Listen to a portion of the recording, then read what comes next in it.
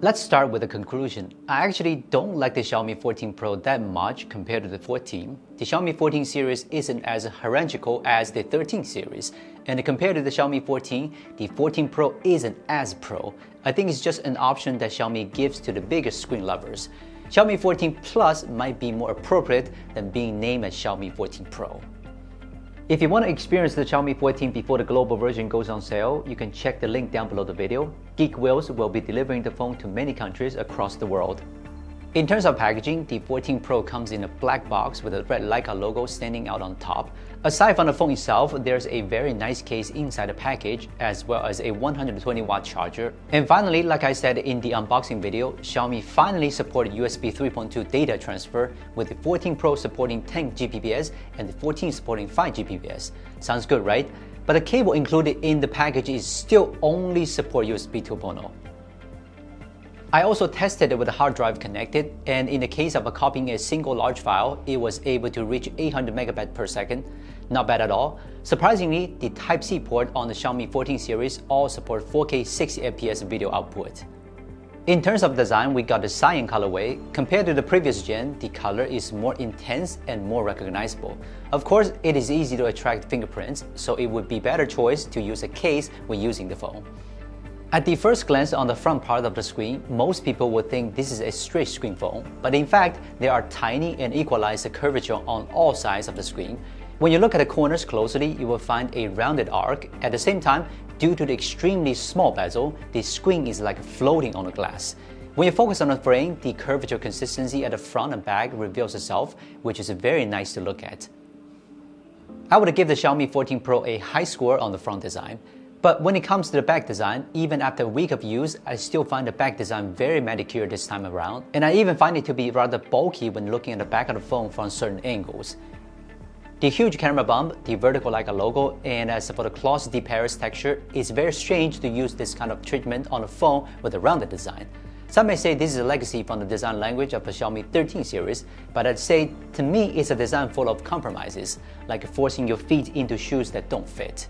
Lastly, it's worth mentioning that the Xiaomi 14 Pro uses Dragon Crystal glass, which is really strong according to some tests within China. Take this picture as an example. The metal frame is shattered, but the screen is still unharmed. It's a bit of an exaggeration, but it can prove that Dragon Crystal glass is not a publicity gimmick. Snapdragon 8 Gen 3 is by far the best phone chip. Yes, better than the A70 Pro. I didn't expect 8 Gen 3 to improve so much when last year's 8 Gen 2 was already so strong. Let's start with the architecture. Not only is the CPU getting a frequency bump this time, but it's also swapping out a small core for another big core. The powerful GPU has been further increased in frequency and size. The chip is made by TSMC M4P, so there shouldn't be thermal issues. Okay, when it comes to the benchmark sessions, you can clearly see that 8 Gen 3 beat up the other chips in terms of multi-core scores. There are still some gaps in the single-core performance compared to A70 Pro, but overall, I think 8 Gen 3 is on par with A70 Pro in CPU performance. Let's get to the next page. Whoa! Still the one with the highest score and much lower power consumption than the A70 Pro. Stability doesn't seem to be much of an issue either.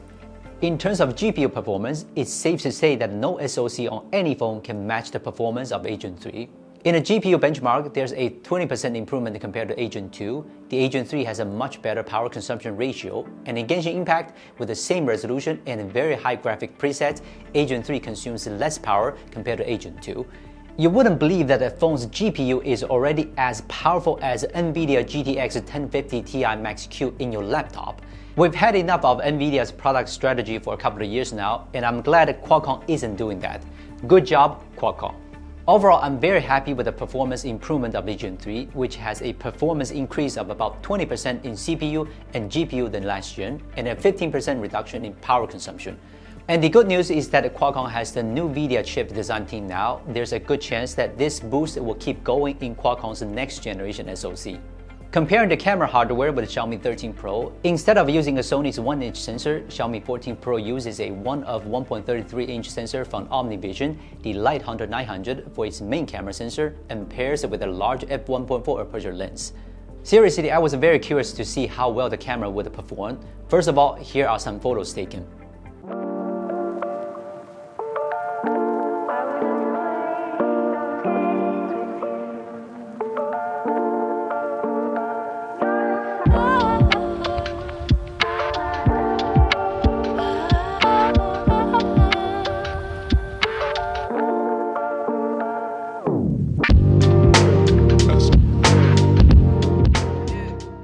I really like Xiaomi's Leica camera. Most of us don't need the photos that retain a lot of information about highlights and shadows. All we want is the good-looking photos, and I'm glad Xiaomi has done that. Of course, I took some sample photos and compared them with the Xiaomi 13 Pro, and there's a very noticeable improvement. In this picture taken with the light coming from the side, both the colors and the details of the trees in the photo are much better on Xiaomi 14 Pro. In this set of photos with the backlight, the Xiaomi 13 Pro's image saturation level significantly reduced, and the Xiaomi 14 Pro's colors remain very satisfying. Similarly, in the set of sunset photos, the Xiaomi 14 Pro's sunset is more realistic, and the edge of sunset on Xiaomi 13 Pro is overexposed. In dark light, the Xiaomi 14 Pro was able to keep more detail than the Xiaomi 13 Pro's. The large f1.4 aperture really makes up for the gap in sensor size, and the Xiaomi 14 Pro support a variable aperture, which means there are more ways to play with it, such as narrowing the aperture to achieve this effect. Compared to the Xiaomi 14, which uses the same sensor, the large f1.4 aperture allows for photos with a softer background bokeh, as well as high-quality photos in darker light conditions. In terms of shooting experience, the image is only 30 fps on the Xiaomi 14 Pro's camera, but 60 fps when using the 13 Pro, which is very strange. Lastly, when it comes to telephoto lens, the Xiaomi 14 and 14 Pro have focal length of 2.6x and 2.9x respectively, which means that the Xiaomi 14 Pro is closer to the native focal length and has a better image quality when also shooting with a 3.2x. Overall, I'm very happy with the camera enhancements of the Xiaomi 14 Pro, and in addition to the powerful hardware, the Leica imaging makes it easy for me to have good colorful photos. The Xiaomi 14 Pro uses a 6.73-inch macro curved screen with a panel from TCL's latest C8 with a resolution of 3200 by 1440. When you first get the phone, it defaults to an FHD plus resolution, and you need to manually turn on the highest resolution. In terms of screen clarity, the Xiaomi 14 Pro can satisfy everyone. It's clear and sharp enough even with FHD plus resolution. The manual brightness is 500 nits, 1000 nit in strong sunlight. Under high brightness, it is DC dimming mode, high frequency PW dimming in low brightness. Unlike the Xiaomi 14, full DC dimming is not available on the Xiaomi 14 Pro, but that doesn't mean the Xiaomi 14 Pro's screen isn't as good as Xiaomi 14. In my experience, I think the Xiaomi 14 Pro's screen is better than the Xiaomi 14 all around. Lastly, the slightly curved glass design on all sides results in some shadows on the edges of the screen. This is due to the nature of the curved glass, and it is difficult to notice during normal use. In recent days of simple use, HyperOS is indeed smoother than MIUI 14. The animations remain at 120 fps almost the entire time, while the performance of 13 Pro with the MIUI 14 is slightly worse. Moreover, HyperOS has reset icons, and it's hard to notice the difference without comparing it. A more detailed comparison between HyperOS and MIUI will be in a separate video, which we still need some time to complete it. Xiaomi 14 Pro uses a 4880 mAh battery with a separate cell, which is considered very good in terms of daily use. 20 minutes of Genshin Impact takes 9%, 30 minutes of 1080p video playback takes 4%, and 4% in 30 minutes of TikTok, which is excellent among flagship phones. Meanwhile, the charging performance is also very good. With a 120-watt GAN charger, it takes just 27 minutes to fully charge the phone. Many people may not have used such a high charging power. The experience is outstanding. Even if you forget to charge the phone before going to bed at night, the time you take washing up can have the phone juiced up again. Simply put, waiting for my phone to be fully charged has been removed from my life. In terms of speakers, both the 14 and 14 Pro are pretty good. There's not much difference between the two, with the 14 Pro being slightly better.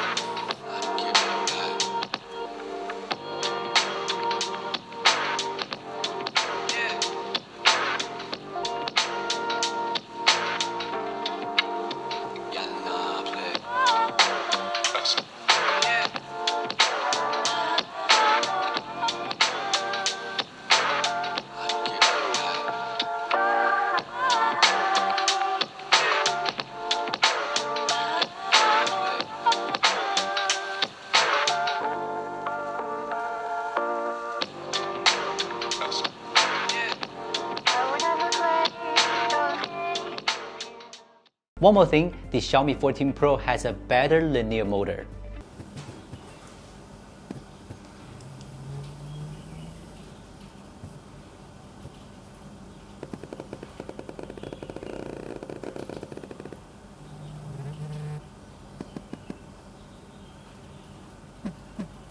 With the time I've been using the Xiaomi 14 Pro, I must say that Xiaomi 14 Pro does fulfill all my fantasies of a flagship phone. It's excellent in every aspect with no obvious shortcomings. MIUI, which most people complained about before, also has changed, and I'm happy to see Xiaomi making such changes. So this is Xiaomi 14 Pro, and we're from Gizmochina. See you next time.